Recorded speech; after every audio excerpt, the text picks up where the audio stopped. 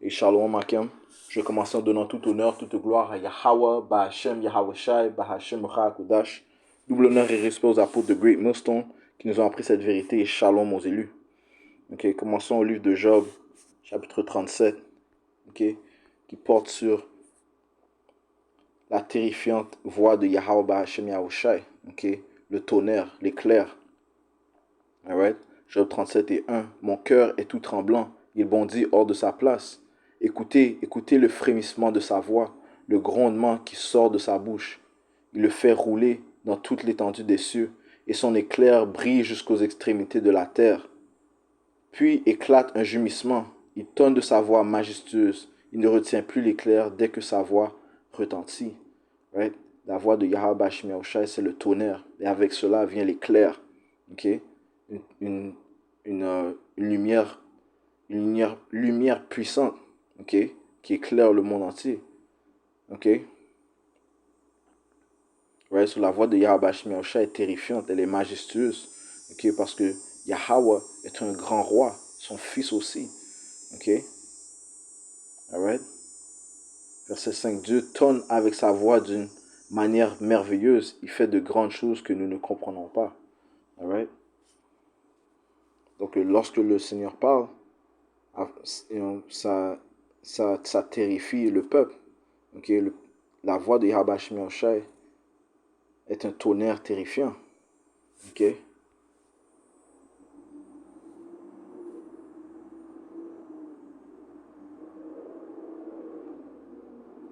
Allons au livre de Psaume, chapitre 29, et verset 3. La voix de l'Éternel retentit sur les eaux. Le Dieu de gloire fait gronder le tonnerre. L'Éternel est sur les grandes eaux. La voix de l'Éternel est puissante. La voix de l'Éternel est majestueuse. La voix de l'Éternel brise les cèdres. L'Éternel brise les cèdres du Liban. Il les fait bondir comme des veaux. Le Liban et le Sirion comme des jeunes buffles. La voix de l'Éternel fait jaillir des flammes de feu. La voix de l'Éternel fait trembler le désert. L'Éternel fait trembler le désert de Kadès. La voix de l'Éternel fait enfanter les biches. Elle dépouille les forêts. Dans son palais, tout écrit. Gloire. Dans son palais, tout s'écrie gloire. Gloire à Yahweh. Gloire à Yahweh Shai. L'Éternel était sur son trône lors du déluge. L'Éternel sur son trône règne éternellement. Right? So, lors du déluge, right? Durant le temps de Noah, Yahweh Shai était sur son trône. Celui qui a ordonné que l'eau noie le monde entier. Okay? L'Éternel donne la force à son peuple, l'Éternel bénit son peuple et le rend heureux. Okay? Donc le Seigneur est responsable du tonnerre. Okay? C'est sa voix. Okay? Avec le tonnerre vient une lumière majestueuse, okay? Une lumière merveilleuse. All right? Voyons ce que le peuple a entendu lorsque Yahweh parla à son fils Yahweh Shai. Jean 12, verset 27, maintenant, verset 28. Père, glorifie ton nom. Et une voix vint du ciel. Je l'ai glorifié et je le glorifierai encore. Yahweh a glorifié son nom durant les jugements qu'il a apportés, tels que le déluge. Okay? Il a dit à Yahweh, je l'ai glorifié et je le glorifierai encore. Okay? Son nom a été glorifié lorsqu'il a délivré le peuple d'Israël d'Égypte. Alright? Le Seigneur a dit, je l'ai glorifié et je le glorifierai encore. Verset 29, la foule qui était là et qui avait entendu disait que c'était un tonnerre. Encore une fois, la voix de Yahweh est un tonnerre. Okay? D'autres disaient, un ange lui a parlé. Okay? Ouais, so Yahweh Shai parle d'une manière terrifiante. Okay? Ouais, sa voix est terrifiante, mais c'est pour ça qu'on le sent dans notre esprit, puisque c'est notre Père qui parle. Okay? Tu sens lorsqu'il y a un gros fracas, là, un gros tonnerre, un gros éclair, tu sens ton esprit. C'est la voix de Yahweh, ou Yahweh Shai. Okay? Job 37 et 1, mon cœur est tout tremblant, il bondit hors de sa place. Right? Et le peuple avait peur lorsque Yahweh, Hashem Yahushai, leur a dit de se sanctifier et de s'approcher de lui. Okay, lorsqu'il est apparu sur la montagne de Sinaï. Exode 19, verset 15.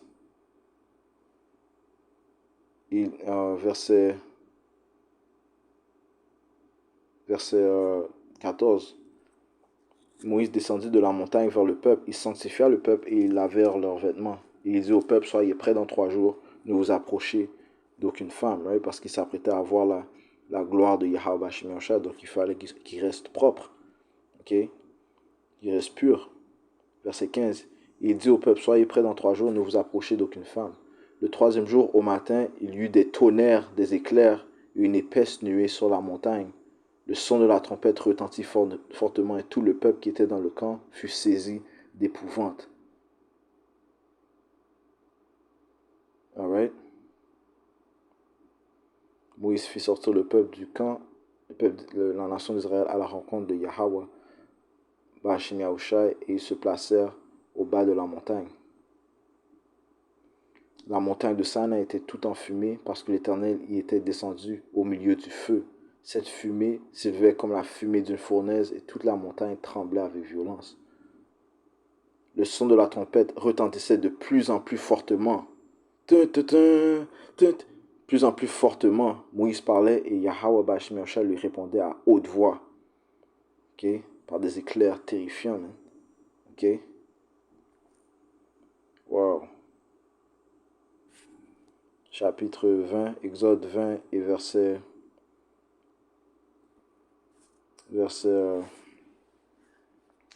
18, lorsque Exode 20 énumère les commandements qu'Yahweh Hashem Yahushai a donnés au peuple par l'entremise de Moïse. Okay? Sautons au verset 18, ça dit, tout le peuple entendait les tonnerres et le son de la trompette.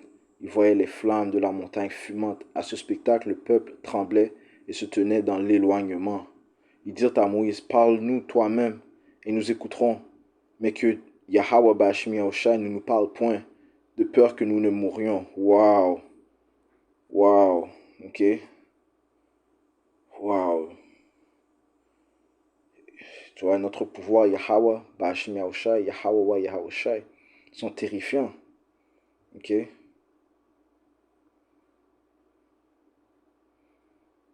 Ok. La raison pour laquelle j'apporte ce sujet, c'est que hier, il y avait des grands tonnerres et des éclairs, ok? Ce qui est quoi? La voix de Yahweh Hashem Yahushai, ok? J'ai parlé à mon cousin récemment, il y a pas trop longtemps, il y a quelques minutes. Il m'a dit qu'il y avait des festivités, ok? Il y avait des festivités, parce qu'il est dans le domaine de sécurité, dans les clubs, ainsi de suite, you know? So, il y avait un événement pas loin de la ville, alright, où c'est comme une plage. En tout cas, il y avait beaucoup de monde, ok? Il y avait beaucoup de monde, les gens étaient festifs. Et soudainement, il y a eu des gros éclairs, des tonnerres, ok? Une grande pluie, ok? Il m'a dit pendant environ 20 minutes. Ok, il y avait une grande pluie, mais il a dit qu'environ pendant 15 minutes de ces 20 minutes, c'était comme si c'était un déluge. Ok, donc la pluie était sans cesse, là, comme un déluge, il a dit ça, c'était ses mots, comme un déluge. You know? Et jusqu'au point que même les haut-parleurs et le laptop du DJ a éclaté, ok, à cause de l'eau. Ok, les tentes s'envolaient partout, you know? Et qui était présent à cette festivité? Il m'a dit en majorité des soi-disant noirs. Ok? Il m'a dit en majorité des noirs. Et la majorité, c'était des Haïtiens. Ok? Les Haïtiens sont les levis. Ok? Les prêtres, la nation avec qui Yahweh Hashem Yahushai, il a ordonné que les prêtres soient des levites. Ok? La tribu, devrais-je dire, la tribu où, dont sortent les prêtres de notre nation. Ok? Alright?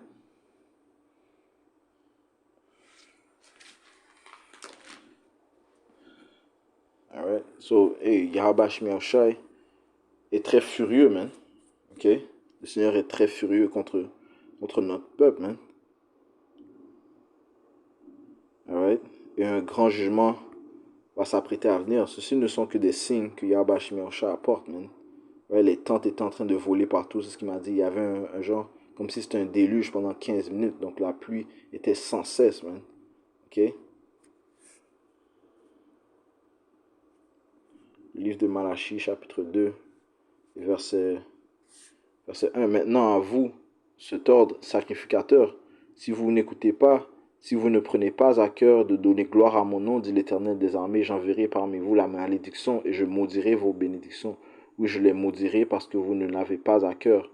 Voici, je détruirai vos semences et je vous jeterai des excréments au visage, les excréments des victimes que vous sacrifiez, et on vous apportera avec eux. Right? Puis il y a beaucoup de, soi-disant, beaucoup d'Haïtiens, soi-disant Haïtiens, ok, des levis, qui sont engloutis dans le voodoo, man. Ok? Right? Qui font des sacrifices à des dieux étranges.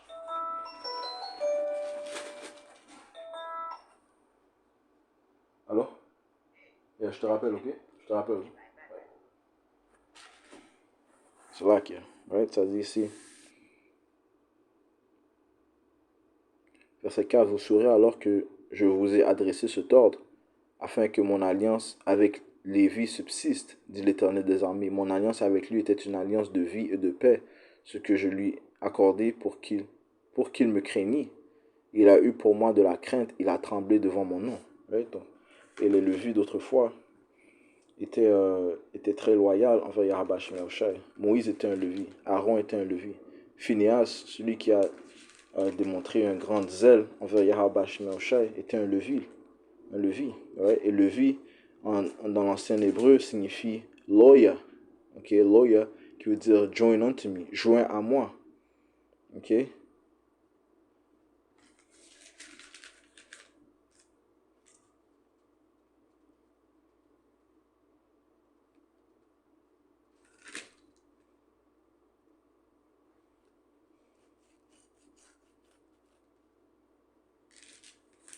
Ouais.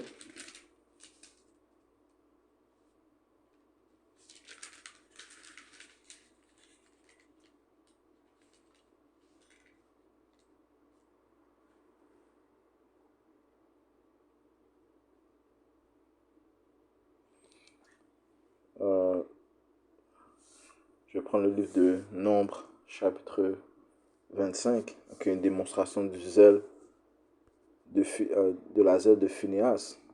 Ok. Et qui était Lévi, un fils de la descendance de Aaron. Okay? Verset 6. Et voici un homme des enfants d'Israël vint et amena vers ses frères une Madianite sous les yeux de Moïse et sous les yeux de toute l'assemblée des enfants d'Israël, tandis qu'il pleurait à l'entrée de la tente d'assignation. À cette vue, Phiné, fils d'Éléazar, fils du sacrificateur, Aaron se leva du milieu de l'assemblée et prit une lance dans sa main. Il suivit l'homme d'Israël dans sa tente et les perça tous les deux, l'homme d'Israël puis la femme, par le bas-ventre. Et la plaie s'arrêta parmi les enfants d'Israël. Il y eut 24 000 qui moururent de la plaie. L'Éternel parla à Moïse et dit, Finis, fille d'Aléazar, fils du sacrificateur, Aaron a détourné ma fureur de dessus les enfants d'Israël, parce qu'il a été animé de mon zèle au milieu d'eux, et je n'ai point dans ma colère consumé les enfants d'Israël. C'est pourquoi tu diras que je traite avec lui une alliance de paix. Ce sera pour lui et pour sa postérité après lui l'alliance d'un sacerdoce perpétuel, parce qu'il a été zélé pour son pouvoir, Yahweh, ou Yahweh Shai, et qu'il a fait expiation pour les enfants d'Israël.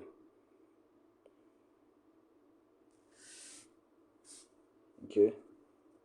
Donc le Seigneur a fait une alliance avec Phineas, un Lévi, ok, avec les Lévites, ok. Retournons à Malachie, 2 et verset 4. Vous saurez alors que je vous ai adressé cet ordre afin que mon alliance avec Lévi subsiste, dit l'Éternel des armées. Mon alliance avec lui était une alliance de vie et de paix, ce que je lui ai accordé pour qu'il me craignît. Il a eu pour moi de la crainte, il a tremblé devant mon nom. La loi de la vérité était dans sa bouche, et l'iniquité ne s'est point trouvée sur ses lèvres. Il a marché avec moi dans la paix et dans la droiture. Il a détourné du mal beaucoup d'hommes. Car les lèvres du sacrificateur doivent garder la science, ouais, la connaissance, la sagesse de Yahweh Bashim Yahushua. Et c'est à sa bouche qu'on demande la loi, parce qu'il est un envoyé de l'Éternel des armées. Ouais. C'est pour ça qu'il y a un livre qui s'appelle Léviticus. Léviticus. Ok.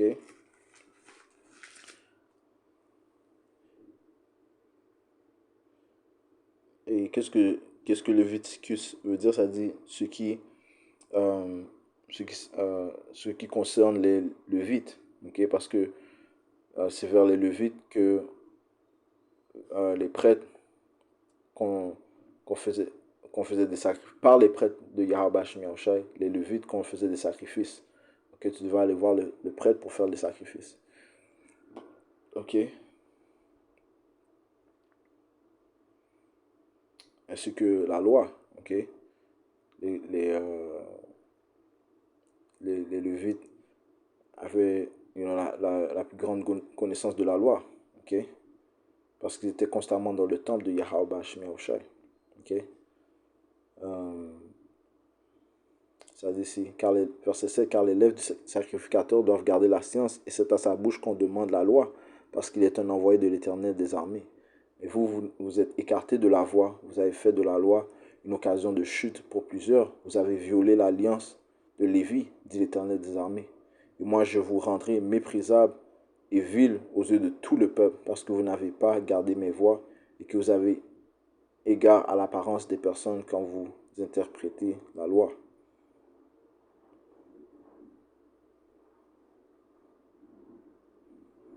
Alright. So, le Seigneur va apporter un grand jugement sur notre peuple, hein, parce qu'il refuse de se repentir en son nom. Okay? Il refuse d'honorer son nom. Okay?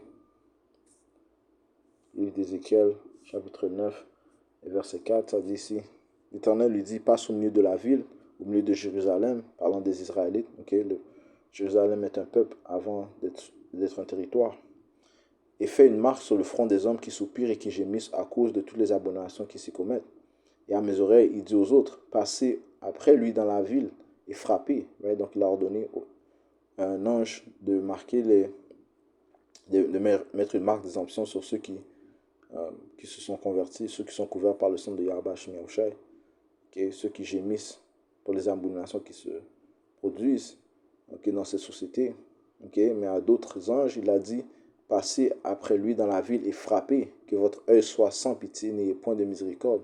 Tuez, détruisez les vieillards, les jeunes hommes, les vierges, les enfants et la femme, mais n'approchez pas de quiconque aura sur lui la marque, et commencez par mon sanctuaire. Ils commencèrent par les anciens qui étaient dans la maison, right? Sur ceux qui se prétendaient prêtres, okay? Les anciens, okay? Ceux qui se prétendaient des prophètes, ceux qui prétendaient être des sacrificateurs, mais pourtant ils se tournaient vers d'autres dieux. Okay? Ils perversaient le jugement. Okay? Donc c'est à eux que le jugement va commencer, man. Okay? Les leaders. Okay? Le jugement va commencer par les leaders, man. Okay? Un grand jugement s'apprête à venir, man. Right? Le Seigneur a envoyé des signes, man. Okay? C'était pas une coïncidence qu'il y avait des grands orages à une festivité où il y avait, la plupart, c'était des levis. Okay? Les tentes étaient en train de basculer, de voler partout. Et mon cousin m'a dit, il y avait comme si un déluge pendant comme 15 minutes, man. Comme une pluie étrange, comme si c'était un déluge, man. Ok? So, qui est responsable de ça? Yahweh Ba'ashem Yahushai. Ok? Le Seigneur est sur son trône lorsqu'il y a le déluge.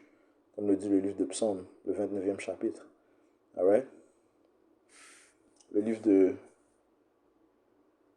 1er Pierre, chapitre 4, verset 17, ça dit ici. Car c'est le moment où le jugement va commencer par la maison de Yahweh. Ok?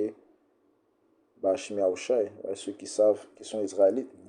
Okay? Or, si c'est par nous qu'il commence, quelle sera la fin de ceux qui n'obéissent pas à l'évangile de Yahweh Ba'ashem Yahushai? Et si le juste se sauve avec peine, que deviendront l'impie et le pécheur? Ok?